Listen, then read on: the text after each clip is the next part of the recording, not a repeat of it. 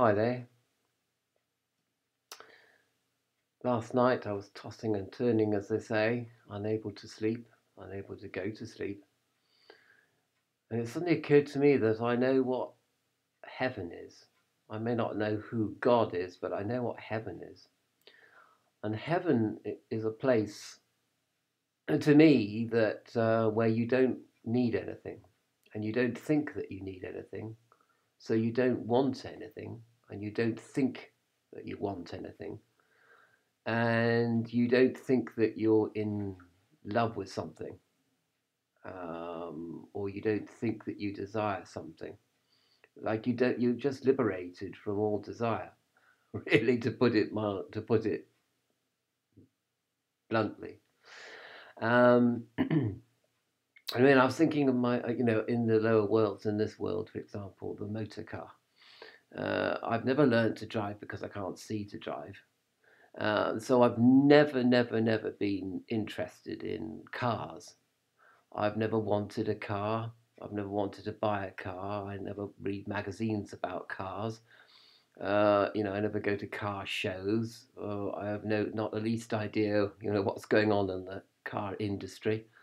Well, I say that, but actually, I have an interest in everything really. So sometimes I might read something about the car industry because it's just fascinating as an industry and the ups and downs of this industry and what it's going through and the changes it's going through. But apart from this disinterested or attitude towards cars, I don't. Well, I probably need a car because I actually live in the middle of nowhere, so I do get food deliveries. But really, I ought to have a car and I ought to be able to drive if I live in the middle of nowhere. That's only sensible. But anyway, but I don't. And I suppose because I don't think I need a car, I don't want a car, which could be the wrong thing to think. But because I can't drive, because I don't have enough sight to drive, well, I can't have a car, even if I wanted one. So I'm liberated from wanting a car for that reason, and I don't mind that I can't drive and I can't see to drive. Not in that. I mind about not being able to see other things, but driving is not one of them. And so I'm liberated from all this desire, liberated from thinking I need to drive or I should be driving or something like that, or my neighbours are driving and therefore I should be driving, or my schoolmates are driving, therefore I should be driving. I've never felt that, you see, liberated from that entirely. And I don't think cars have anything to do with status or self esteem, even though I'm riddled with issues of self esteem and status. Having a car is not one of them. I couldn't say to myself, "I've arrived" if I have an expensive car or anything like that. Um, we'll come back to that in a minute. So heaven would be a place where you didn't need anything, and as I said, you didn't think you needed anything, so you didn't want anything, and you didn't want anything at all.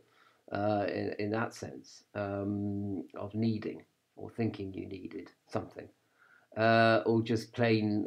Well, I mean, sometimes you see a car show on TV, and I want the girl on the car more than the car. And that's a problem, isn't it? Because I want the girl because I think she's beautiful and I want to have sex with her.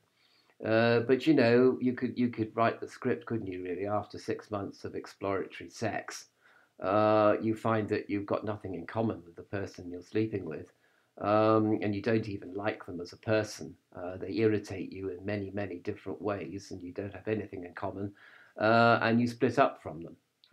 So splitting up is hard to do, as the song says, and you're full of pain and angst over the ending of the relationship, and full of grief and all this kind of stuff, and possessiveness, and you can't let go of the person, blah blah blah blah. So as Oscar Wilde said, the two tragedies of life. One is wanting something, and the other is having it, and then wishing you didn't have it.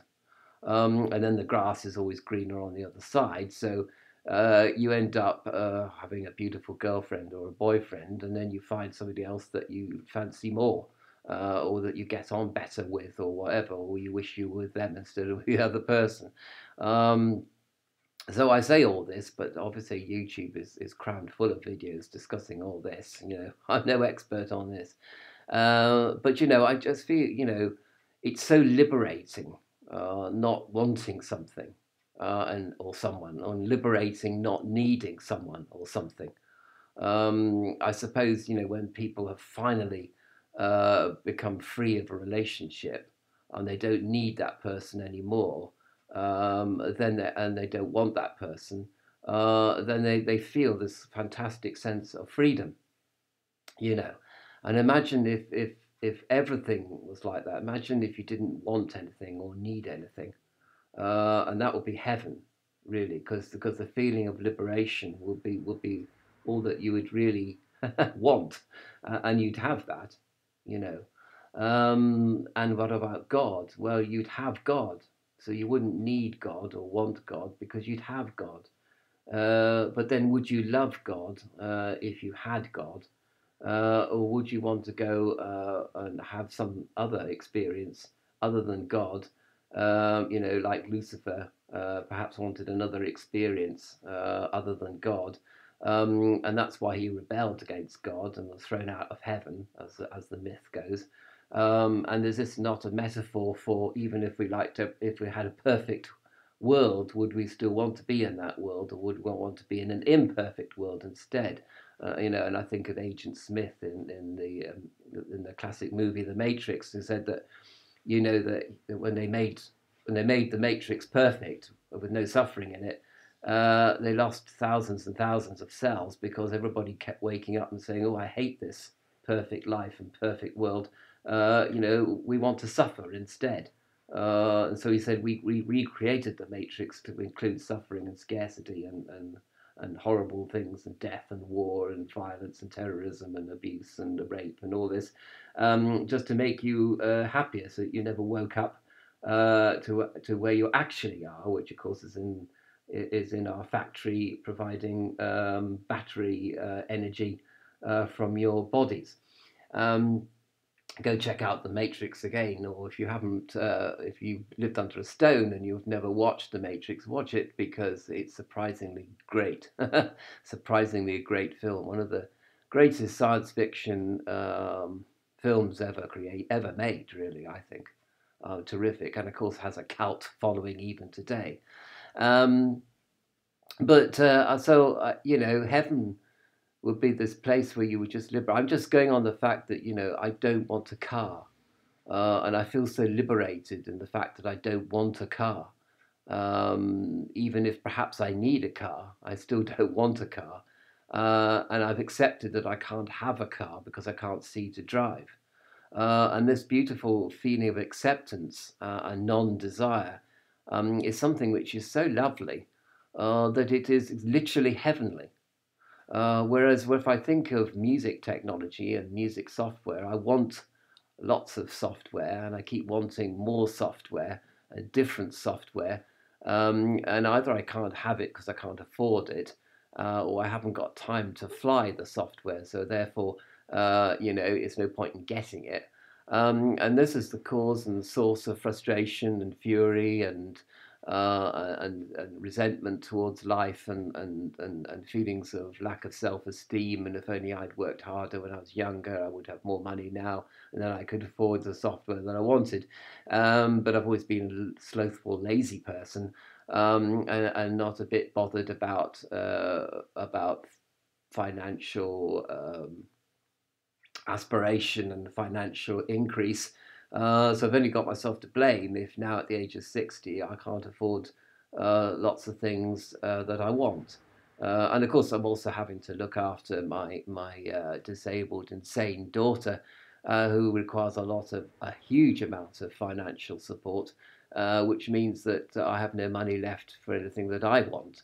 And then again, people should say, well, you should want what is best for your daughter, and your duty towards her should be the source of happiness in your life, and not music software, which I think is very, very, very, very, very good point to make, really. And when I think of somebody else that I knew, who would rather buy hashish than shoes for his children, then obviously, the fact that he wanted to buy hashish rather than shoes for his children is a clear example of right and wrong. I mean, obviously, it was wrong for him to want to buy hashish, whereas he should have wanted to buy his children shoes instead. That's the good thing to want to do. Whereas buying hash is the bad thing to want to do if it inflicts difficulties or deprivation on your children. But okay, and that's not me, by the way. That really is somebody else. And one is shocked by that story, and yet we're all doing what we want to do, but what we should be doing is perhaps our duty, and that should be the source of happiness and pleasure, even rather than doing what we want to do. And we don't even, and when we've got what we want, we don't even appreciate that. Although I have to say that some people do appreciate what they have and what they've got through hard work and success in life. So I think Oscar Wilde is being rather depressive. Well, he was a depressive, like all writers, like I am a depressive. So you tend to look at the, well, when I have something, I don't want it, and when I don't have it, I want it, and I'm stressed and frustrated and full of angst either way. And I suppose that's a depressive person talking, actually. And their personal philosophy is arising from their psychological depression. Because there are lots and lots of people who have lots and lots of things and who really, really like them. They live in a nice house in Hollywood and they really like the nice house in Hollywood. It's not as if they like, oh, I wish I had something else now. They're really happy and content with their job, with their work, with what they earn. And they don't want anything else. They will have everything that they need. And they have more than other people, but it's everything that they need, and they don't want anything else. So that's my kind of idea of what heaven would be, and I think God would be the epicenter of this place where one desired nothing and needed nothing, and had everything, but did not want anything more. And that would be a heavenly place to be, a heavenly state of mind to be in. I mean, are we going to argue about what place means? It's certainly a wonderful state of mind to be in, and one could be in that state of mind in the here and now. In fact, as indeed over motor cars, I actually am, but over music software, I'm actually not. I'm in a dark place of wanting something and not having it, and becoming resentful and frustrated in not having it. Because my duty lies in providing financial support to my insane and disabled daughter, whose needs are far, far more than the average person's needs, obviously. But to provide for those needs means deprivation for myself. And you could say, well, you've only got yourself to blame, because if you would have money for your music software and for her if you bothered to be less lazy as you were growing up. But I think laziness and sloth comes from depression. So it all boils down to a depressive personality. Somebody who doesn't want to explore the world and to better themselves is by definition a depressed person. And somebody who says that when they have something they don't like it, and when they don't have something they don't like it, that's a depressive personality saying that.